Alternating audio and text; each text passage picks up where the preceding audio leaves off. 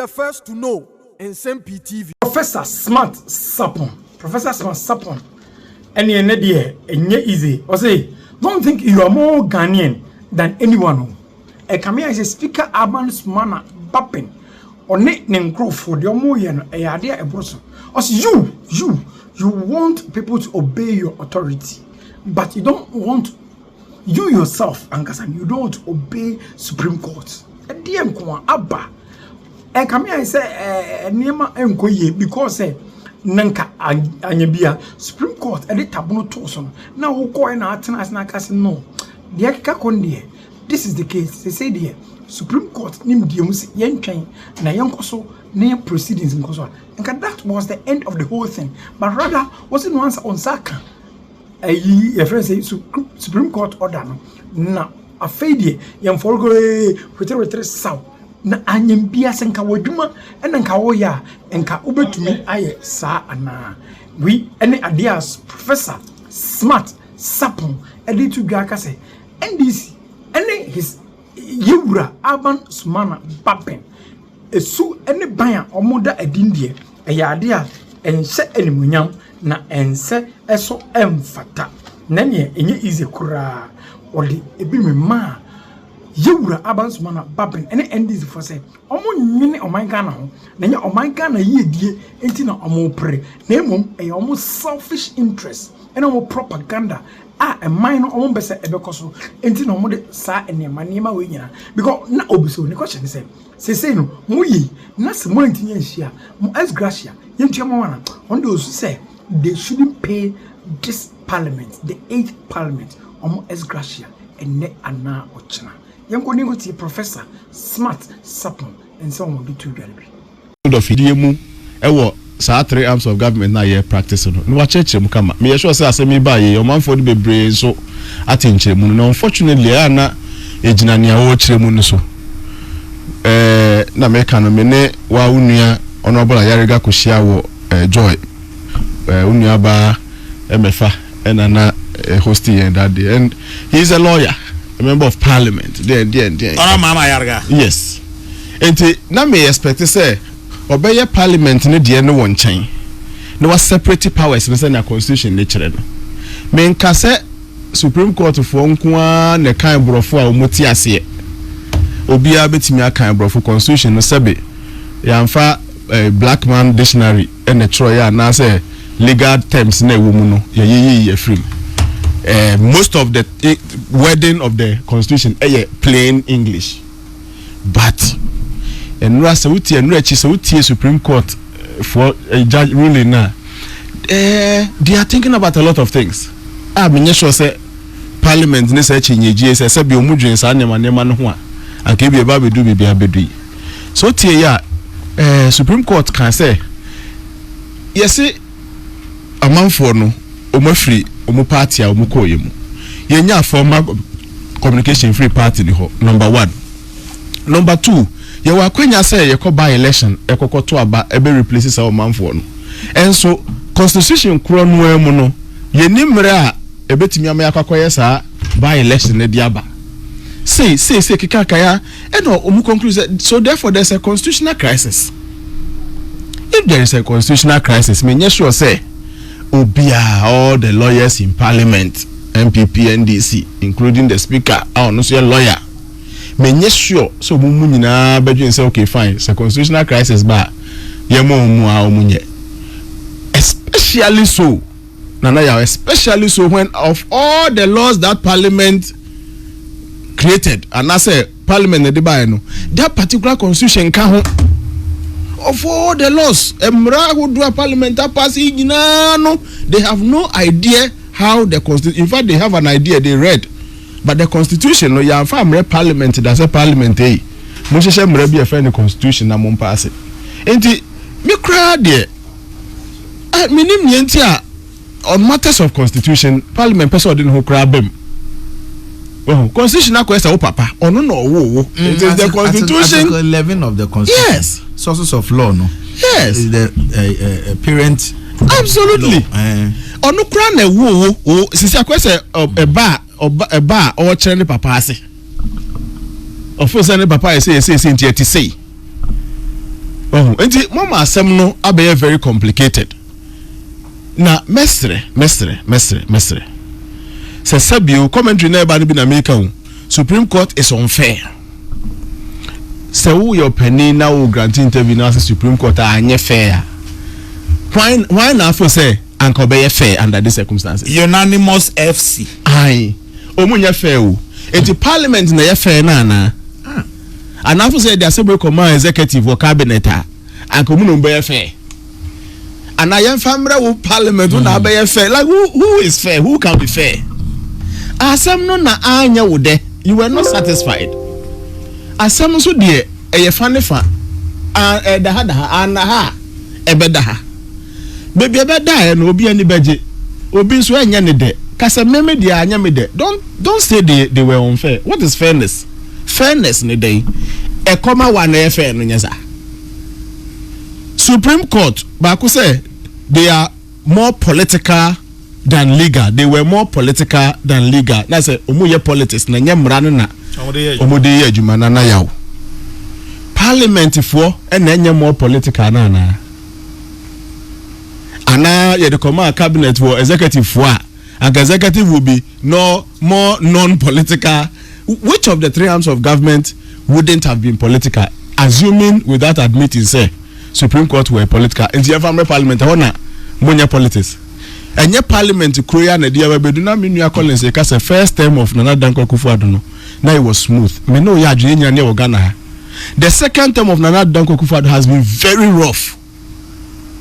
Area na ya say twa ye ho abeka say dollar net saying and na wait saying and now manu matete apansam na onim say oman ya yewu mi three arms of government no ba ku bia actions and inactions and what direct relationship on our survival here in this country called Ghana no.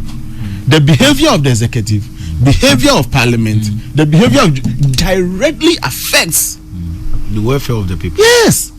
Say yes pass a budget ebia day one. Now uchi mua for 7 months now it will, unless they think one doesn't have effect on the other and I say affect it it affects.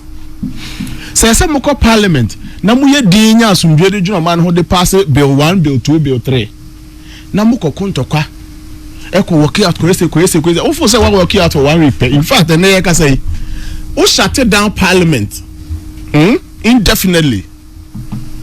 You think o de one wash your hands assembly enu ho fi bi enu ho aban na say oman no executive na egu oman na sofa atete pansa munya aduani ni na dollar say won what to parliament kwakoda.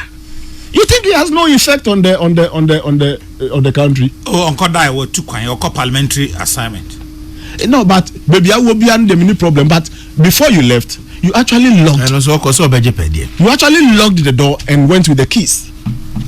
Now Shena Miami Senior Tehona I say he doesn't care. I have suspended parliament indefinitely and at the end hey, this is extremely political. You don't care nipa be wo nipa nwu ye twa be appropriate bill la ye de betu adwuma ye foka because of politics in tisi ebenya sika tua ka oyenya sika tua ka matupun ni meko. This particular parliament or 8th parliament I just said minim enkrofo be tro nwoma wo mu ho no. Aden na wo so won hwe ne say the actions of SAR 4 MPs in question no and nama speaker no legitimately yes the mrashe no why into no the mra na ye na dwuma why na dwuma aden na hom blame MPs na musu ban kofa we buy na ya wa emra na speaker to parliament mu no na wanya communication from the Supreme Court say suspend that ruling. Stay of execution in the interest of Mother Ghana me say masem ye the same na se court to say jina hwansa ni enye se ya onka sem jina hwansa oh na me dan nipa ba ku nti meje o man na boso me nti ase am be ye dan you get it. Enti speaker and the entire parliament should have at least held on.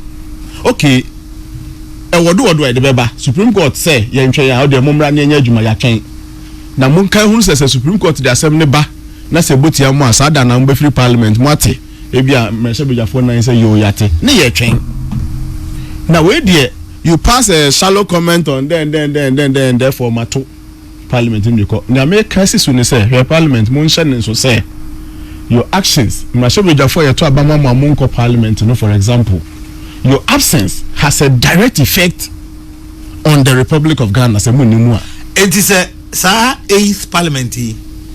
Yes, so as our mind decided say almost gradually which am on 2032 of course.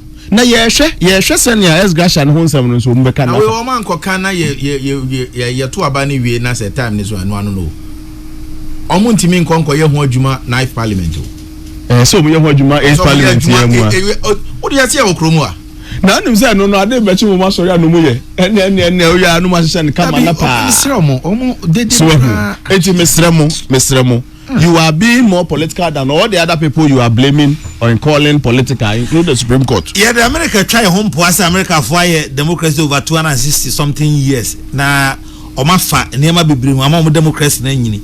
Nya nema say ye mu ne de nbe fa be nyini. Ye ya manabro so. Unim ne ntia nua pani wo ho. Nua pani wo ho te say America no ne den for say na be ye du bebia nua pani so fa ye hwe ase a. Anka ye be nanti. In fact, and let me use the word foolish on your studio this morning. You are a fool if you fall at the place your big brother fell. Me a third born. In fact, me salute me because I watch them closely. Me can't find to me who me can't want to brase so say me do baby me do ya. Because of some lessons I learned from baby be or mumu do ya ne me bia me do how me try say I will not fall. Enti nyame nyansem mu no America mu adi anim they have suffered, we have read. Yensu ye bedu ho so asa abeto. Oh no, that is in fact ye tip and for Malaysia no den for no. They also grew to see those people. They overcame. Na prof we America kra na omo constitution na we hear political jurisprudence na likened to that of America straight away. Yes. Bomba mo constitution interpretation na obia wa say be one basic law. There's a foundation of constitutional case interpretation. Marbury versus Madison. That constitutional case a guide yama Ghana most of our cases no you draw inspiration from that case. It's America in fact almost constitutional supremacy. Constitutional supremacy.